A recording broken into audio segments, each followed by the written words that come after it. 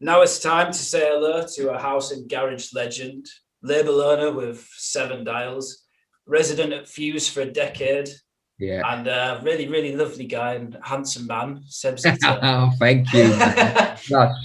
You're making me blush. Is this Sebastian to your friends? I had to ask. Sebastian is when I'm naughty, is said. So, welcome to Audio Tapas, the biggest music-related tapas podcast of 2021 so far. I love the name. How does it feel? How are you doing anyway? Yeah, not bad, man. Like this lockdown's got everyone kind of. I've never been this. I don't think I've ever been this emotional ever in my whole entire life. Like there's so many. The uncertainty is just frustrating. It's frustrating the fuck out of me. But on the positive, I have my beautiful fiance and my little girl that I had just before lockdown. So, I've had my hands kind of I've been quite busy in that sense. But work sense, yeah, it's frustrating. It's very frustrating. I was going to ask that actually. How do you find juggling? Obviously, congrats on the newborn, but how do you find juggling that with the label and making music as well? You know what? We've got like a really good routine going. Like we've had a routine from kind of day one, even before Marley arrived. So we've always worked with each other. Like if someone needs to do something, someone will cover. And I've always found I always get a segment of time to work. And that's just down to my fiance just time managing me well, So the hardest thing has been finding inspiration. That's the most difficult thing at the moment, because I didn't realize how much the club environment inspired what I did. So yeah, that's been a little bit of a kind of a bit of a shock to the system. How have you been finding that inspiration then, like outside the club? And do you know what? Like just painfully, just repetitively doing it. That's it. It's like sometimes you just have to repeat something enough for it to then become inspiring, if that makes sense. Like before there was a time where if I wasn't inspired, I just wouldn't go in. I'll just fuck it off. I think, fuck it, I'm just going to sit here in my pants and do nothing. I kind of, like before Miley, I got myself into a really good work ethic that even if I wasn't inspired, I would go in and put the hours in. And sometimes when you do that, inspiration can come by, it could be something as simple as listening to someone else or listen to a different genre. Going back to the garage days, that always inspires me. That's definitely something I always kind of go back to. Like even if I'm making a tech house or techno track, there'll have an element of garage in it. And I think that's one thing that always kind of inspires me is those early days, the garage days, like of the early 90s, mid 90s, kind of early 2000. And that sort of actually brings me on to one of the questions that I had, obviously regarding to. So say obviously for all ravers, we've all got like parties that might have been an era before before ours. Like I for one, I always wish that I could have gone to like the really early like Circle Logo parties at the very start of the 2000 when it had just opened. Yeah. Is there any, if you had a time machine, you could go back in time, what event did you wish that you'd have been at? Man, oh God. You know what? There's two. I could never get into Exposure. EZ used to do his like legendary there back in the day, and I used to go. Oh, man, I used to wear a suit. I'd put a suit on to try and make myself look older. No lie, right? I would draw your beard on. No, straight up, right? I used to get toilet roll and put it in the soles of my shoes. Nah. So it'd make me look a little bit taller. I still do that now, man. And I could never get in. I never got into Exposure. It's the one party I always wanted to go to. And because like back in the day, I was young. Like when all these parties were going on, I was 15, 16, 17. And even though I got into clubs at 16 and 17 years old, it was either because a friend of mine knew the bouncer or someone on the door, or I had a fake ID. But I could never get into Exposure. And Oasis at Glastonbury. That was another like, oh man, I just wish I bought that. I was offered a ticket, but it was something ridiculous. Like they wanted a couple £100 for it. And I was only, I think I was 16. I was working in the printers like on a Saturday, which I couldn't afford. But I just wish that I'd maybe robbed my mum and dad's purse, like get the ticket. But yeah, they're the two things that I've always like wanted to go to and regretted not going to. So the early sort of garage days, what was it like when that was going in the clubs? Because obviously I think it was quite dangerous at the time as well. There was a lot of you know what, in the early night, obviously I was way too young at this point, but one of my best friends from back in the day, we used to DJ together, and his older brother used to tell us all the stories. Like he was going to all those parties. He was going out in like 94, 95, 96, like the early days, and it was always for what I heard from him, the vibe was always good, and like 97, 98 was good. Yeah, you know what, there was always trouble at these raves. I'm not gonna lie, there was always trouble, and violence kind of crept in late 90s, maybe even before then, really. You know what, honestly, I'm talking shit. Honestly, there was always some sort of there's always something going on in a club. Like I was in Ealing Boulevard and I heard gunshots. That was in 99. Well, that's why you didn't get into explosion. You obviously look like a troublemaker. What's that? You obviously look like a troublemaker. Thought you were a hitman walking in. You know what? Right? I'm not. I'm all about the love. Like I'm not about that. But for some reason, I found myself in certain situations, and I actually did get my head kicked in once, and I kind of. Jesus, how the hell did that happen? Oh, mate. Like not if it's going to be like hell, that's horrendous. So I was at a rave in Wanstead. Not Wanstead, sorry, in not Wanstead, that's round here. It was in oh god, my mind's gone blank. It's southwest London, and my mates were like not being rowdy, but just dancing. Kind of people dance with energy back then, you know. And they kept pushing me into a guy that was in front of me, and I bumped into him. I was like, look, I'm so sorry, mate. Okay. You know what, I'm sorry. And he you know, the first time, second time, the third time it happened, and he squared up to me, and I was just like, look, mate, I'm not trying. I'm just gonna get myself out of this. And at the time, I knew the promoter. He was like, Seb, I wouldn't walk out that door if I was you, mate. Like he's firm-handed, and he's from this area. Like we wasn't from that area. So we the bouncers took us out the back route, and fucking we had to leg it over. That was it, Wandsworth Bridge. We had to there was about 8 of us. We was on our toes, mate, gone. And then I went to another rave again in South London. I don't know why I ever went to South London back in those days. You went back again. They spotted me, and then as I was leaving, they jumped me, and and at that point I was just like, you know what, I'm done with this. I'm out of the garage scene. I'm all about house now. It's sad because like the music, I love the music so much, but just the attitude and the violence that kind of come with it, I was just like, nah, man, this ain't for me. I can't be arsed with it, and kind of turned my back on it. And that was in like, that would have been early 2000 or late 99. So that was me kind of done with garage, which was a shame because I loved the music so much. So much.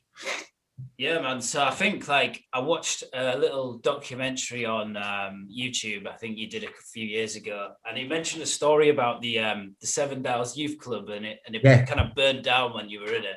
Yeah. Do you want to just tell us a bit about what that experience was like? And I was also wondering, like, if that happened now, like, what record would I be like trying to save first, or like, was it something where you were like, I need to save this record, or? You know what? Okay, so do you want to know about Seven Dials in general, or just the story when the fire started? Yeah. Start wherever. I mean, give us context. Seven Dials was an area in Covent Garden, and I lived like 5-10 minutes from there.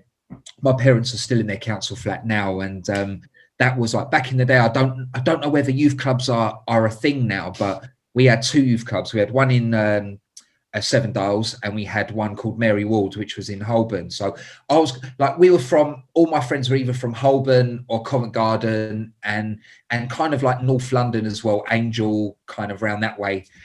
So we would all go to youth clubs, and at this youth club, basically we used to, me and my best friend would take our records, and we had 2 SoundLab belt drive turntables and, you know, a handful of records because we was only young. And that's where we used to, I guess, practice and play, and, you know, all our friends would be there listening to us. And yeah, anyway, one day, like, smoke started kind of seeping in, because on one side you had a pub, and my mum used to work in that pub when I was like 4, 5, 6, 7 years old. So that was like a local pub, and they had a kitchen, and a fire kicked off there, and everyone had to evacuate. You had everyone coming from the pub and from the youth club, and we was like, hold on, fucking hell.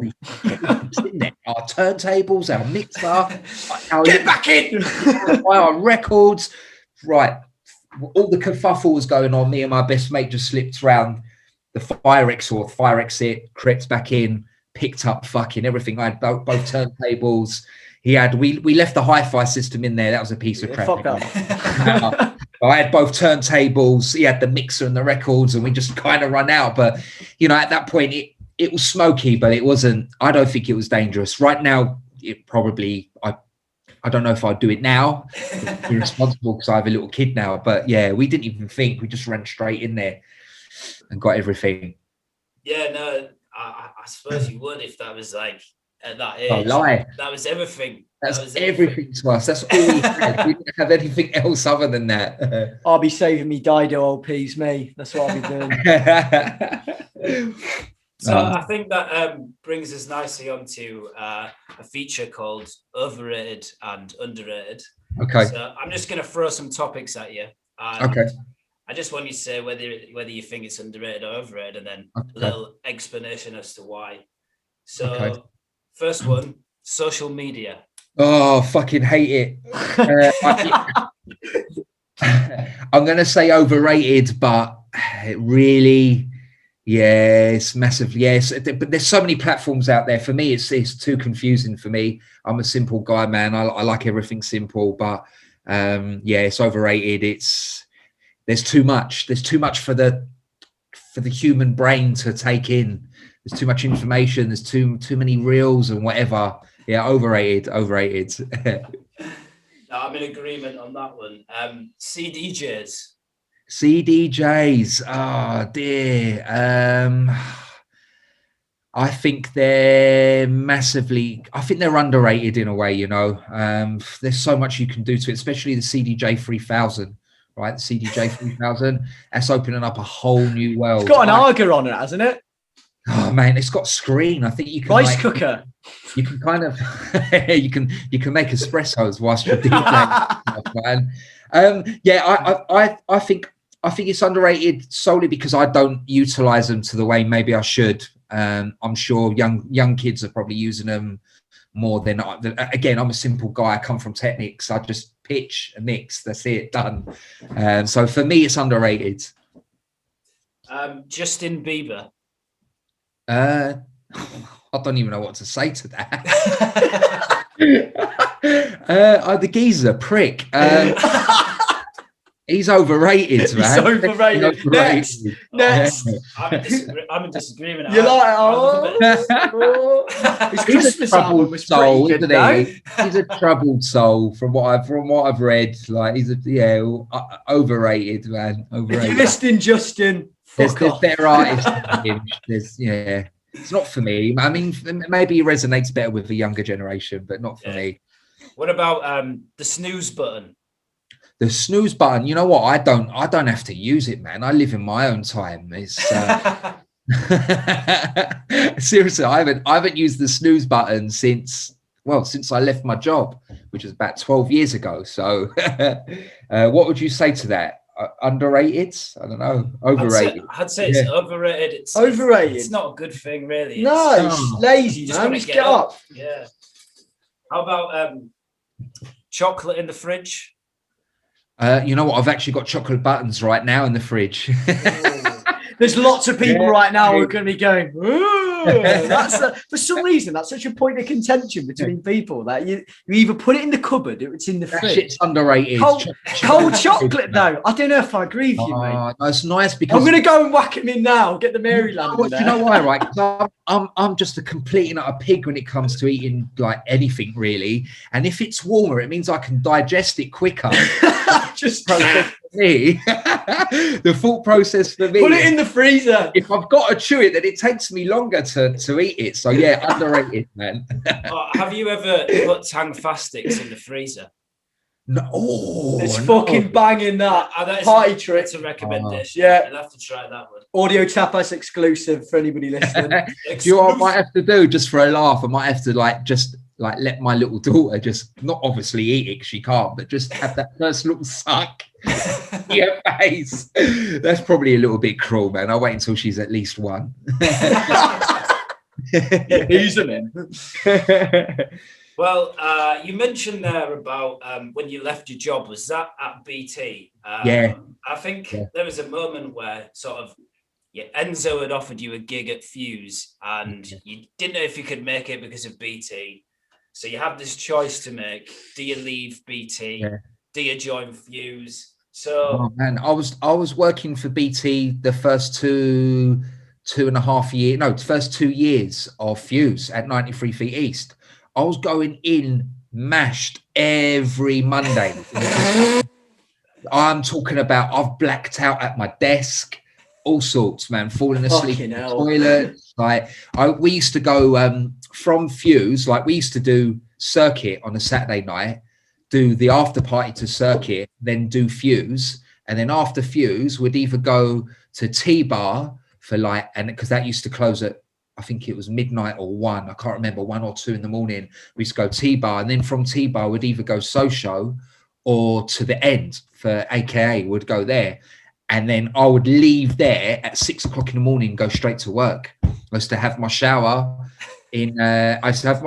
catch like maybe 2 hours because people would go in get in at 8, grab like an hour and a half sleep. But I would make out that I've been in since 7 so I could leave early. So I could leave like an hour and a half early. I did that for 2 years, guys. I did it for 2 years. God knows how I never got sacked. God knows how. So for those who haven't heard of Circuit, this is the night that Enzo was running before Fuse became big. Yeah, like, before it's the Fuse. after party. Yeah, that's really interesting. This was a Saturday night party at it's called the Book Club now, but it was my memory, man. This was so long ago. It'll come to me, but yeah, we used to do that on the Saturday and then go down to Platinum, which was a strip club, but they used to open up for us on Sunday morning to do an after party, and then would go on to Fuse. So yeah, that's so. Even before going even back a little bit further than that, in one of your documentaries, you mentioned that you used to play for some of the Underbelly parties with Tim Underbelly. I wonder if you could tell me a little bit more about that. I've met the man. I knocked into him. Have you met him? Yeah, Tim. Shout out to Tim if he's watching. And that's when I first discovered that you had been involved with Underbelly. I wonder if you could tell us about any of those events and how you know. I met Tim in Space, Club Space in Ibiza, and that was in 2004 or 5. I met him. He was with his wife at the time. He's no longer with her, and we just become friends. He said he had a little party. There was a little sidebar to Turnmills that they used to rent out. It's only like 100 people could go in there, but a cool little place. And he was like, why don't you bring your records and have a little spin? And we just become really good friends. Like when he divorced his wife, like I was single at the time, we'd go to the Egg or go to the Cubicle. We used to just party like together. It was some fun times there. And obviously Underbelly was his party and I kind of played for it quite a bit. Yeah, that's interesting. Did you ever get to have a spin in the Underbelly taxi, which is white? It's got like the logo on the side. Mate, we did so much K once, right? that both of us, he was going to drive Loves that taxi. This is in Ibiza. He can't see very well, can he? No, he can. He's got. Well, I think he can. I don't know, but man, I remember we were so kitted. I was like, Tim, you can't drive, and I think we must have been in this taxi. It didn't move. It stayed exactly where it was. It didn't move at all. But we was in there for about 4 hours. I don't know what the fuck, like driving his spaceship. Wasn't even driving. I think he thought he was driving, and he had like a little mini disco in there as well. It was like it was going off at the time, but like when he come round, he was like, right, let's get out of here, man. We're meant to go to DC-10 now. What are we doing? Come on, let's go. The reason why I asked is why, like, when I actually first met him, we were playing at like this one of my mates' residence like in London, and I met like this other guy in the toilets, and then he knew Tim, and then Tim rocks up in a white like London taxi cab with like the pink like writing of Underbelly Records on the side, and then he proceeds to drive it like, and then his mate was like, he can't see that well, he's a bit blind. And he was obviously taking the piss. That's why I was wondering if you got in the bloody taxi. Oh man, I've been in that taxi loads of times. We drove it to Ibiza. That white taxi was everywhere. That's fucking mad. He's gone into underpants now. He started selling little underwear. He used to talk about his underwear all the time. Like, where'd you get these ideas from, man? Like fucking underbelly underwear. Like, did he shop them to you as well? Have you got a mine I've worn them so much that they've disintegrated. So yeah, but I did have a pair. Yeah, I did have a pair. They're actually really snug, man. They're a nice pair of pants. Yeah, they are. You're just after another pair. Just advertising. Quick plug. So let's talk a little bit then about your new album, which is coming out this week. Let's pretend that it's April. So how did it come about? What's the inspiration behind it? Just tell us a bit about it. Oh man, you know what? It's a weird one because Eats Everything hit me up because obviously I did the Slapdash EP for him. God knows how many years ago. I think it was 2017. I did that, and he was like, "Would you like to follow it up with like an extended EP? So like 4 or 5 tracks." I was like, "Yeah, fine. Like, you know, whatever. I could do that." But deep down inside, I actually didn't believe I could do that because I really struggled with the whole music making process. It's something that never came natural to me, and it was something that I never really wanted to do. It was kind of not forced, but if you want to have gigs, you have to make music. That's what I kept hearing, you know. So I had to really focus and knuckle down, and the process.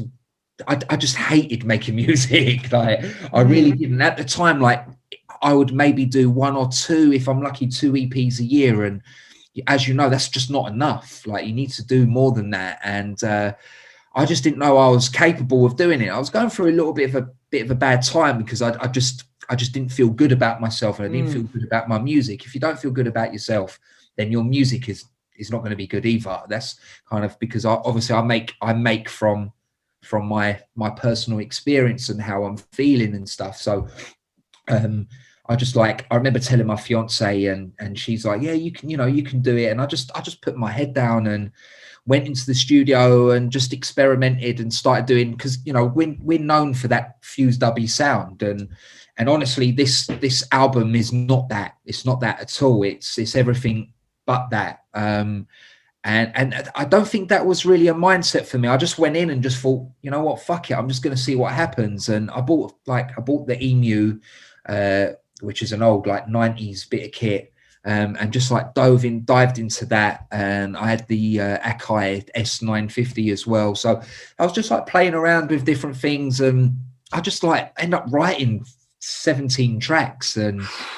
Yeah, and I wrote 17 tracks, and this was like, I wouldn't even do that in 3 years, 4 years. And all of a sudden, I've done this in this period of time, and it was like I maybe did that in like 4 months as well. So, and it just gave me so much confidence, guys. Like the confidence that gave me, it was like I can actually do this, and I am capable of doing it, and I do kind of enjoy it as well. Like I am starting to enjoy this, so. It was a bit of a turn for me because I was at a crossroads where I didn't really know whether I could keep on doing this or not, because it wasn't making me happy, or that side of things wasn't making me happy. But yeah, this was like a lifeline, because since then I made this album nearly 2 years ago, guys. Like right, okay, that provides the context. This for so long, seriously, It was meant to come out 2019 November. I think it was November. It was meant to come out, and then they moved it to March last year. And then obviously COVID come around, so it's like, right, let's delay it. And then now it's coming out. So, but you know what? The good thing about it is that when I listen back to it, it's timeless. I think it's timeless because I still listen to it and I still enjoy listening to that. And there's so many tracks that I make and just throw away. It's like, okay, I'm done with that. I don't even listen to it. I might make it, play it loads of times and never listen to it, but I've listened to this album God knows how many times now. So it was a turning point in my career, guys, definitely. So as far as you're talking about like an emotional attachment for like the music that you're working on and like sitting on things until they're ready. So I guess a lot of like the viewers on this who are aspiring artists who are probably sitting on a lot of music themselves. When is something ready for you? When is it ready for public consumption? What are the sort of parameters that you judge off the back of this? You know what? It's really difficult because like throughout life, we always look for other people's opinions and other people's like even as I remember someone telling me, even as a baby, like when you, or not as a baby, when you come back from school and you show a picture and your mum sticks it on the fridge, it's like for everyone to see. And from that, it's like you're always looking for acceptance on something. Yeah, so it's very hard to kind of like split that and what you think of it, because ultimately it's what you think of it. You shouldn't worry about what other people think, but sometimes you just can't help it. So it's good to have other people's opinions. It is definitely good, like having a crew around you that can tell you whether you're on the right path or not. That definitely helps, there's no doubt about it, and just getting some kind of pointers and feedback is that's everything really.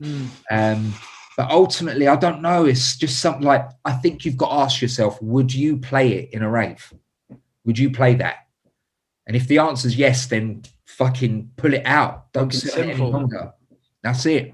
I think that's steadfast advice. Yeah, you know what? Like sometimes you just got to cut all the bullshit and just go, would you play it? Yes or no? Yes. Boom. It's good. Put it out there. Move on to the next one.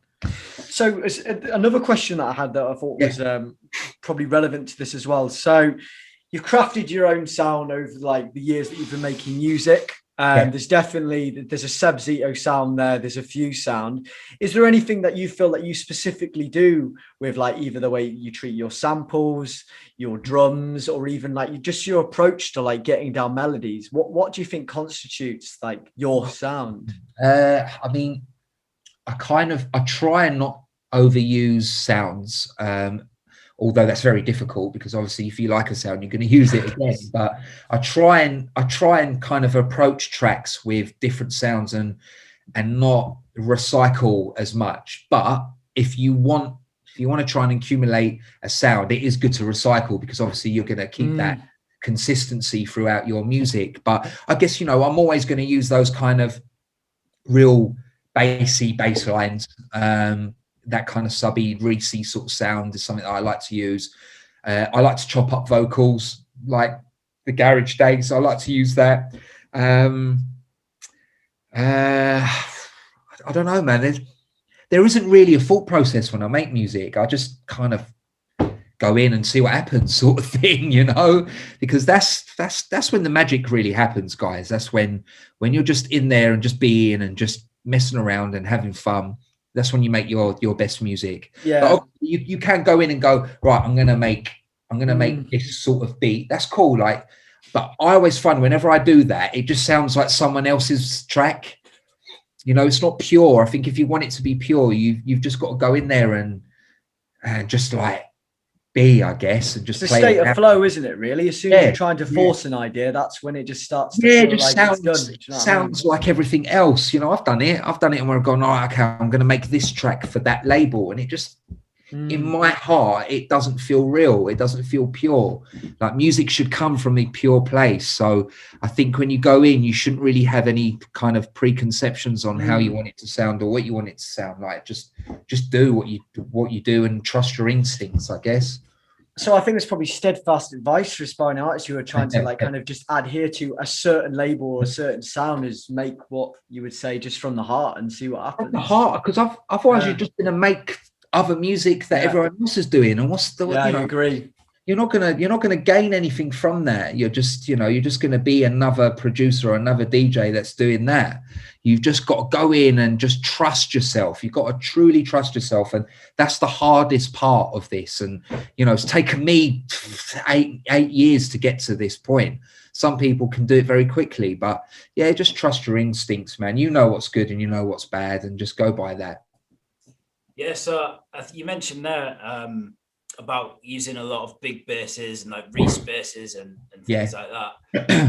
What's your go-to plugin, or is it a sample, or how do you get that big? I love Native Instruments massive. I've started using Serum as well. That's really good as well.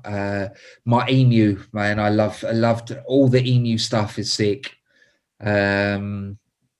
What else? And I also sample as well. I also just kind of take sounds and repatch it and replay it. That's also another good way, cool way of working. It's an old way of working. People have been doing it since the 80s, isn't it? Maybe even before then. Yeah, no, definitely. So what's your thoughts on sort of processing as well? Are you one of these people who sort of thinks that let's just whack really good samples in, or do you go, let's process it, until it sounds? No, I look for good sounds, man. I look for good sounds. I'm not technical enough to fucking, I could just about process my brain, let alone. Yeah. I just think if you've got a good sound, you don't need to process it. That's it. Simple. A little bit of reverb on certain sounds, maybe a touch of compression. Other than that, all about finding and making good sounds. Keep it simple. Keep it simple, man. Yeah, I'm a simple guy. Like I said, I'm a simple guy, man. I like things simple for sure. So in terms of emerging artists, you got people on your label like Zach Stanton, Ben Jones, shout out to them. They're featured on Days actually, so a couple of times. So are you trying to steal our artists? They're just good guys, man. You know what I mean? It's just like it's not just about the music, it's also the person behind it as well. And I think that's really important. That's something that I've learned through Fuse, that Enzo's connected with everyone that's part of Fuse, is connected with on a personal level. So they're just they're good guys, and they're incredibly talented as well. Like I could learn a lot from them. That's what it's about. Like even though I'm a lot older and a lot more kind of, I've been in the game for a long time, I'm still learning. I'm still learning from other people, and that's life, really. You've got to go through life like that. So have you got any emerging artists that you'd like to sort of give a shout out to that maybe people haven't have heard of? They're just up and coming. There's a guy called Ollie Rants that I talk to a lot. He's like on the kind of two-step garage sort of vibe. He's so talented, man. Such a good producer. There's another guy, I don't personally know him, but I love his music, Adam Pitts. I heard it. He's on Holding Hands, isn't he? I think he's from Leeds, I think. I don't know, but I love his music, man. It's really cool. I love that sound. Who else is there? There's loads, man. There's loads. I'm just trying to pick off the top of my head. Who else is there? Like obviously the guys Zach and those guys that are on my label, they're all Timmy P and Mad Villa and those guys, they're all super talented as well. Then you've got like the other guy like Rossi and all those guys as well. There's too many to mention, man. Far too many to mention. You can't mention them all. So your album, is that garagey, would you say? Or is it more it is. It's garage, jungle, house, two-step, breakbeat, UK funky. It's got kind of everything that's UK. It's very UK sounding. Yeah, very. Just that's good. Like I think you can definitely notice the UK influence in a lot of your music and a lot of like the Fuse sort of music. It's all like a lot of jungle samples and a lot of garage samples. Like how important was that when you were making music, or did it just sort of come naturally because you were around that? I think maybe it does come naturally. I just think it's something that it's a frequency that resonates with me, and that's why I always kind of go back to that. I think because it's just like I said, it's a frequency and it resonates, and And I think that's all we do as human beings, really. Even when we're meeting people, you're either on their frequency or you're not. You know, you either resonate or you don't. So I think that's all it is, really, in what I do. There's not much thought process, like I said, behind it. It's just whatever feels good, what feels right. Are you talking about sort of like the law of attraction here, like resonances and all this sort of thing? I'm really interested because I've seen it play in action for myself. I mean, I'm not a steadfast believer, but at the same time, there are certain coincidences that keep adding up, and you put yourself out there, you get good things back. I mean, there's elements of that, but also, you know, we all resonate on a frequency, and everyone's on different. You know, you either connect or you don't. It's for sure. I don't know if it's biological or science. I don't know what it is, but there's definitely something there that we all kind of work off and flow off of. And I don't know whether The Secret comes into that. I've actually read or listened to The Secret as well, which is, you know, you do good. It's an interesting idea. You do good, you get good, man. Like, you know, karma's a bitch. You put stuff out there that's positive, you're going to attract it up. You know, there's times in my life where I've been so fucking negative and so down, and everything is just down. But then when you're positive, everything is positive. So there is some kind of a truth to it. Definitely. Mindset is everything. Yeah, it is, man. It is. And you know, we're being tested. We're being tested bad, and it's difficult. There's times where I feel like my mind's not strong, but we just got to get through this together and just keep at it, you know. Yeah. How much are you looking forward to that first gig back? Man, turking it.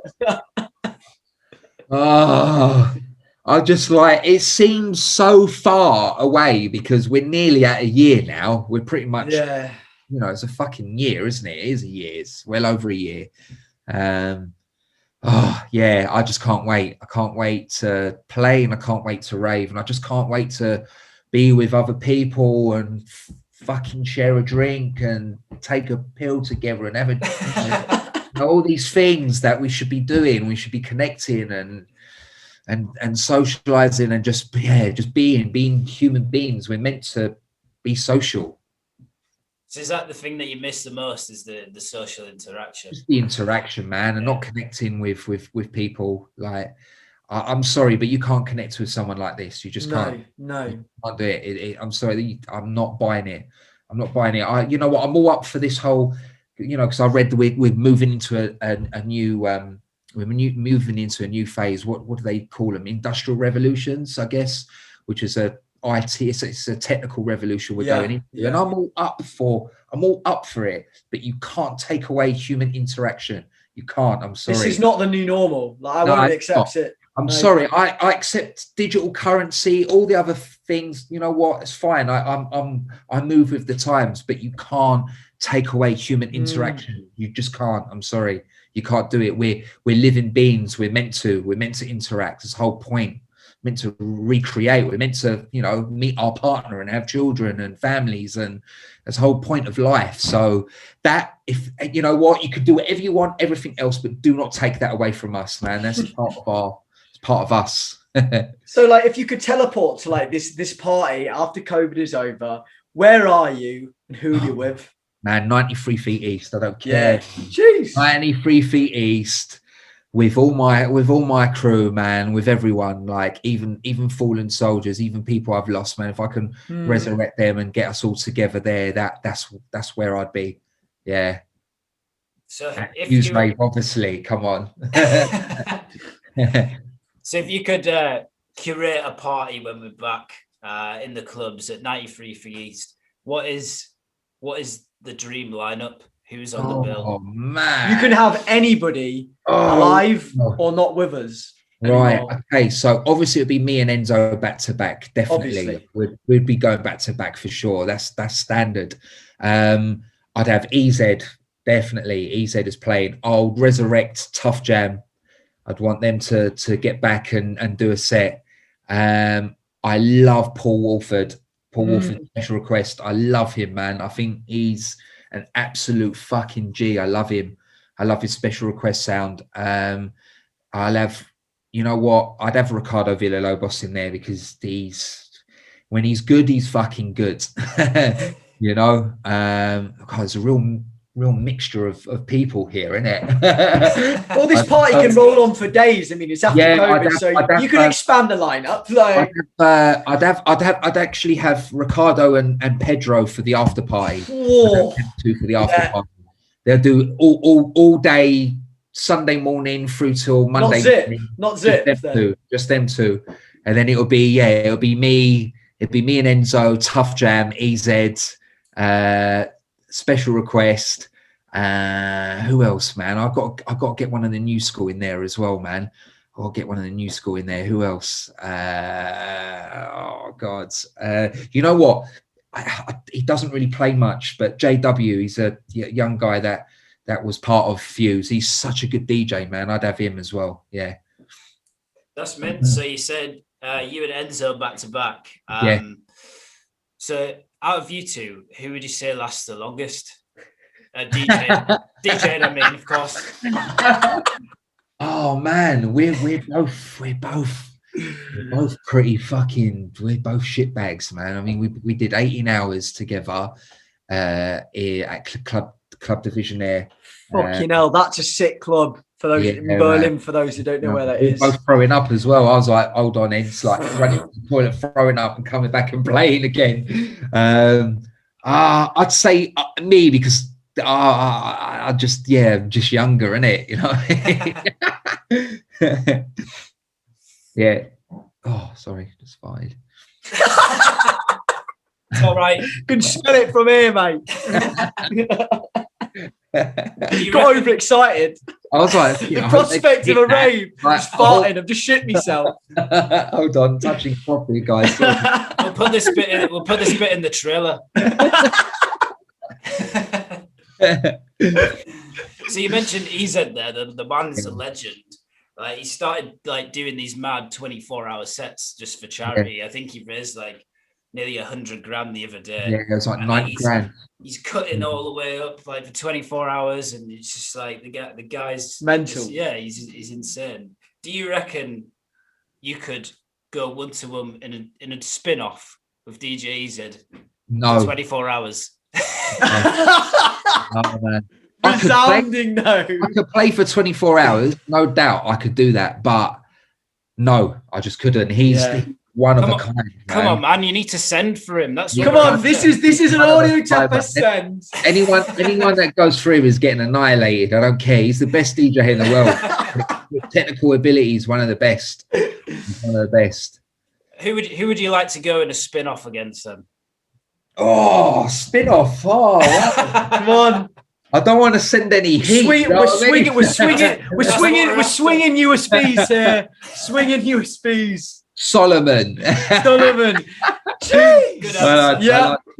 Yeah. Come on, Solomon. You're gonna have to come on now and defend your honor. No. Big him up, man. Big him up. He's, he does his thing, man. He does his thing. He's good. Absolutely. Yeah, no, that's a good choice. I think if it was at an after party, you could be in for trouble though. Oh God, yeah, innit? Welcome to meet her at the Love Charade. Oh. Seb, you're up first. You've got to describe all of these words in a minute. Okay. Without saying the actual words. Okay, cool. You're gonna guess. Let's do it, Seb. 3, Come on. 2, 1, go. Where Fuse started. 93 East. Yeah. No. Village Underground. No, you just said it. Oh, first okay. one. No. I wanted to battle him just a minute ago. You asked who? Solomon. Yeah. If you strain hard enough, this goes a certain color. Your face? Yeah. Or cheeks? Yeah. With red, man. Oh God. Man with the red face. Yes. Old school pills. And also Mitsubishi's, Dubs. Yeah. Oh God. German sausage. Fucking hell. It's a place. Frankfurter. Yes. Yeah. You do it with the bass and kick. Sidechain. Yes. It's an emoji for if you want to have some, I guess. A cucumber. No, the other one. Fucking hell. It's a vegetable, isn't it? Yeah. Oh yeah. mate, I can't think of what it is. So Shall I move on to the next one? yeah, pass. Okay. Kick, hi-hat. Snare. No, the other one. Clap. Yes, that's it. It's potato Spanish dish. Patatas bravas. Yes. Time up. Ah. Right, me now. 8 points. I 8 points. I gave a minute 30 there just because you were really shit at guessing. Fucking hell. Mate, 1 minute for one for me. I'm bad at this. I'm so bad. Right, okay, Luke, these are your words. So you ready? 3, 2, 1. So you're at a rave and the speaker stack is either going to be a void or a function one. Yeah. Rap group from the 90s. No, 2000s, early 2000s. They wouldn't be not soft. They are a 21 seconds. Oh, so solid. yeah, that's the one. That's what comes into my mind first. So you finish the track before the master. You do the pre-master. You're like, what are you doing with the volumes? Oh, -3 dB. The process. You're just you're doing a mix down. Yeah, perfect. This is a tough one. Used to have a show on the BBC about fashion, male. Has recently just started DJing. Very recently, he's been doing some live streams from his kitchen. Oh, really? I have no idea. Sounds a bit like this. I can't. Look, skip. Pork sandwich, but not pork. What, BLT? Another word for pork. Bacon sandwich. You would have a BLT sandwich. Oh, ham sandwich. Sorry. Yeah, that's the one. Yeah. The dove in the house music. Kick. Yeah, perfect. It's time up. I think that was more my poor descriptions. I thought you were so much better at the descriptions than I was. The next one was cocktail sausage, so that would have been a revelation. Jesus, all right, yeah, that would have been a difficult one. Well, the final scores were Seb, you got 8 described right, and Luke, you only got 6. You're the winner of Meet Her at the Love Charade. Get in. We'll be sending your imaginary prize over to you. Yeah, my empty glass of wine. What are you drinking? What type of wine is that? Montepulciano. It's Italian, like nice table wine. Yeah, easy. Nice. So we're coming over to yours after lockdown and everything's finished. You're cooking us a meal. What are you going to cook us? I won't be cooking anything. It'll be my fiance. I can't cook. What's she cooking us? We've asked this to everybody else. My taste buds are gone. She does a really good cod, pesto cods wrapped in Parma ham. Oh, yeah, that's all right. That's my favorite dish. She's been cooking. I eat that like 3-4 times a week. Nice. Do you have a favorite tapas out of interest? I do love tapas, man. I love any like squid dish. What else? There's one. I went to one. What was it? It was black sausage, so it's like black pudding. It was that and something else that was delicious as well. That's more Argentinian, really, but still, it's like yeah, mate. Yeah, no, I'm not that well schooled up on me tapas. I think I still order garlic bread and stuff like that. So. Alioli. That's not even tapas. Started a tapas music podcast and he doesn't know any tapas. Bread. Exactly, mate. Exactly. Garlic mayo. Well adventurous, that. So I think that brings us very nicely to a close. Thank you very much, Seb. Thank you, guys. Man, I enjoyed that. That's good fun. You've been an excellent sport. It's been fantastic. I think this has actually been my favorite one yet. Like seriously, lovely. the games and everything. I enjoyed it. I really did. Yeah. Patatas bravas.